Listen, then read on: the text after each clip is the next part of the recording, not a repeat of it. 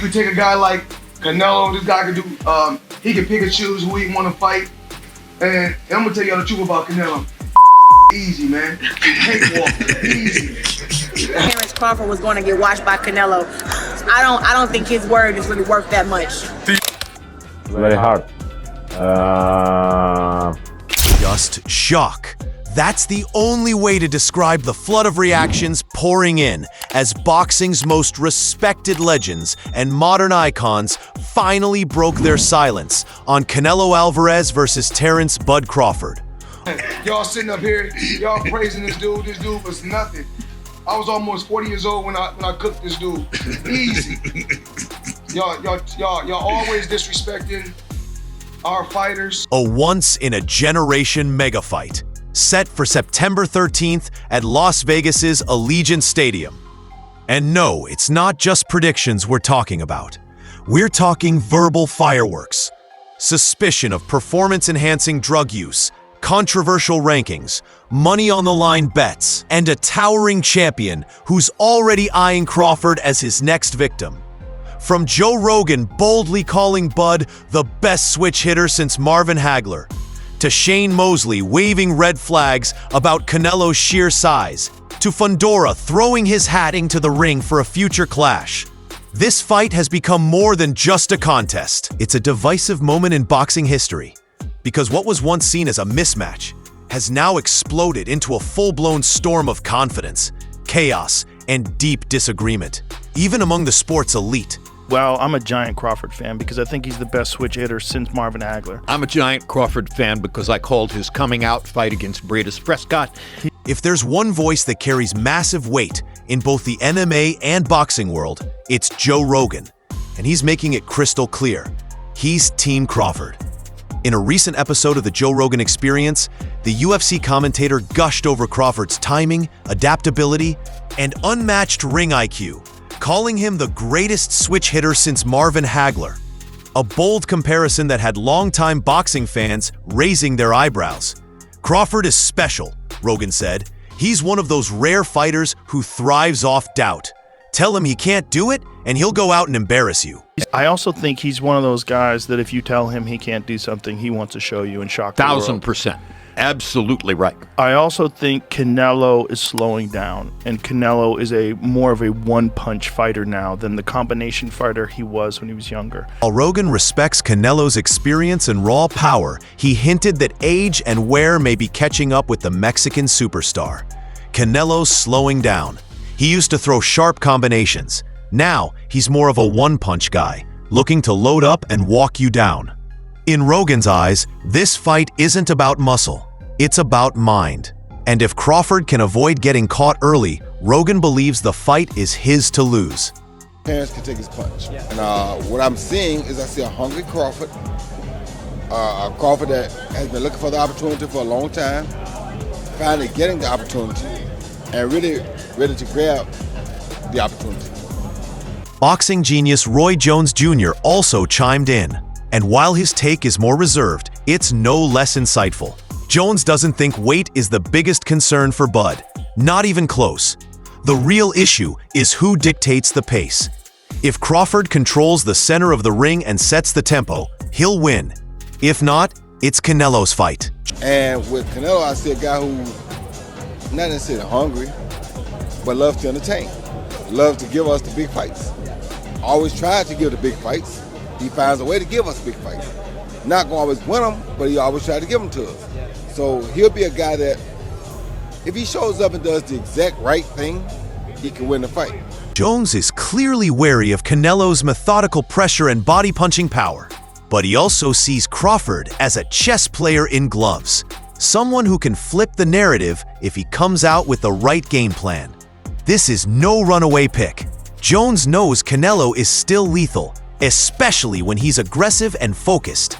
This fight has champions divided, and the takes are as unpredictable as the fight itself. I think Canelo's too big, so he might stop him. I don't know. But Crawford might stop Canelo. It can go either way, you know?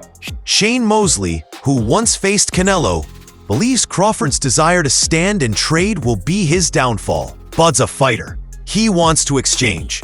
But if you sit in the pocket with Canelo, that's dangerous. He's too big, too strong. Meanwhile, Sebastian Fundora, the 6'6" WBC champion who just stopped Tim Tszyu, is already dreaming of a showdown with Crawford, regardless of the outcome. I still want to fight Bud one day. He's a bucket list opponent.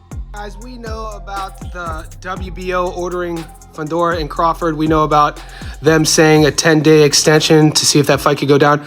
But Bud recently spoke about why is Fundora coming at him, especially if he thinks he's weak due to Bud's performance and the naysayers against Majimov. Bud Crawford says that Seb Fundora was knocked out in sparring against Majimov. What do you make of Bud's comments or his chances against Fundora? Then there's Callum Smith, who actually felt Canelo's power firsthand. And his take might surprise you. People ask me, does Canelo hit hard? Honestly, no, until he does. He lulls you.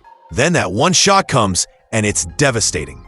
The biggest headline out of Crawford's camp isn't just his footwork or sparring, it's the weight. Reports say Bud has jumped from 155 to 186 pounds during camp, a number that shocked both fans and experts. Come on, yeah, get it, yeah, get it, yeah, get it, yeah, get it, yeah, get it, yeah, get it, get it. Come on, yeah, move out the way, yeah, move out the way, yeah, move out the way, yeah, move out the way, yeah. In leaked gym footage, Crawford looks ripped, thicker, and visibly stronger than ever. But there's a downside. Sharp-eyed viewers noticed a dip in speed, less bounce in the footwork, and heavier, slower combinations. Insiders are starting to whisper, has Bud bulked up too fast? Will his legs last all 12 rounds? The real concern isn't whether he can throw punches, it's whether he can throw them in round 10, with Canelo walking him down. It was the ranking that broke the internet. Terence Crawford named #1 contender at 168 pounds by the WBO, despite never having fought in the division. Fans lit up forums and Twitter threads. Was it favoritism? Was it respect for greatness? Critics are fuming. You can't just skip the line. Champions grind their way through weight classes. They don't get handed title shots. But Bud's supporters fire back just as hard. He's the first male 2-division undisputed champ in history. He's earned that shot 10 times over. Who else deserves it? What you got? Yeah, what you got? Yeah, what you got? Yeah, what you got? Yeah, what you got? Yeah, what you got? Yeah. One thing's clear. This isn't just a fight for belts. It's a fight over who boxing should reward. Legacy or legitimacy? Another cloud hangs over this showdown, and it's not fading. 7 fighters, all trained under Eddie Reynoso, all have tested positive for banned substances, including, yes, Canelo Alvarez himself, who famously blamed tainted meat back in 2018 after testing positive for clenbuterol. Since then, others from his camp, Oscar Valdez, Ryan Garcia, Luis Neri, and Francisco Rodriguez, have all tested hot. And now, fans are demanding Olympic-style drug testing ahead of September 13th. Yeah, it's shocking. It's just shocking. I can't really comment on it, but yeah, it's pretty shocking. My perspective is, who's their trainer? I mean, if there's 4 fighters who are testing positive for whatever drug, well, who's the trainer? Because the trainer should oversee that. The trainer should overlook that. You know, whether they have a nutritionist, whether they have a doctor, but the trainer is in charge. The question burning through the boxing world, if nearly everyone in that camp has popped, how clean is the face of the camp? Some call it coincidence. Others call it systematic. But one thing's for sure, Bud's team is watching closely. In a twist straight out of a boxing drama, former unified champ Keith Thurman offered to jump in if Canelo pulled out. A Hail Mary to stay relevant at the top level. If anything happens to Canelo, I'm here. Just say the word, Thurman told Crawford. Bud's response? We good, pimp. We got this. Said with a smirk, no hesitation. It wasn't just a witty dismissal. It was a window into Crawford's headspace. He's locked in, not even considering an alternate opponent. Laser-focused, cold-blooded, no distractions allowed. While critics question his hunger, Let me ask you this. You're the underdog heading into Saturday. You've been the underdog for a little while. Even Canelo Alvarez has placed $500,000 on Usyk to beat you. Canelo's still betting on himself, literally. In July, he placed a $500,000 wager on Alexander Usyk to defeat Daniel Dubois and cashed in $630,000 when Usyk stopped him cold in the 5th. But that wasn't just a flex. It was a signal. I trust my instincts, and on September 13th, I'll show the world I'm still the best, Canelo told Netflix. Yet, some fans see danger in that mindset. Is he focused on the fight, or too busy playing high-stakes poker with his legacy? After a lackluster performance against William Skull, where Canelo threw just 152 punches, the whispers are growing louder. Is the king still hungry, or just coasting?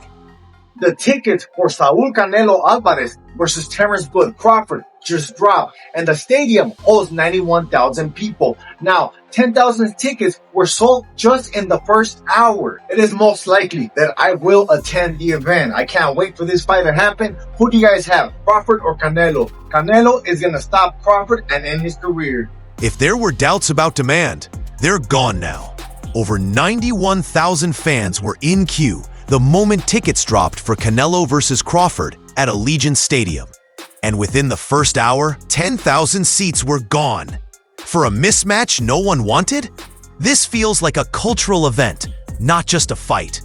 And then, there's the Netflix trailer. Global rollout, a full cinematic treatment. Suddenly, it's clear. Boxing is back in the mainstream, but Crawford wasn't done stirring speculation. In training camp, he dropped a new t-shirt. Simple message.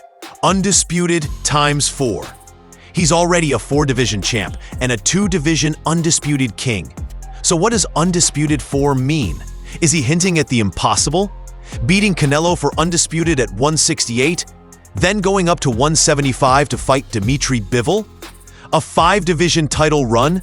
A 3-weight undisputed legacy? At 38 years old? This isn't just ambition. This is madness wrapped in greatness.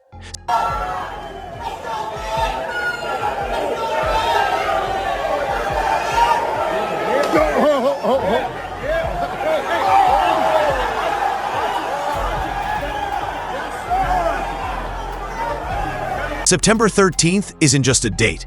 It's a fault line, dividing legends, splitting fans, and rewriting narratives. Crawford, the undefeated, untested at 168, 38-year-old technician with legacy on the line. Canelo, the powerhouse, battle-worn icon with the bigger name and deeper resume, but with shadows chasing him. Some say Bud's too small. Others say Canelo's too slow. But no one can agree on who walks out the legend. This fight isn't just for titles, it's for control of the sport's soul. One unbeaten, one empire, one night that could change everything. Who are you backing? Are you Team Crawford or Team Canelo? Drop your pick in the comments and let the war of words begin. Don't forget to like, subscribe, and hit that bell because you don't want to miss what comes next. Until next time, peace out.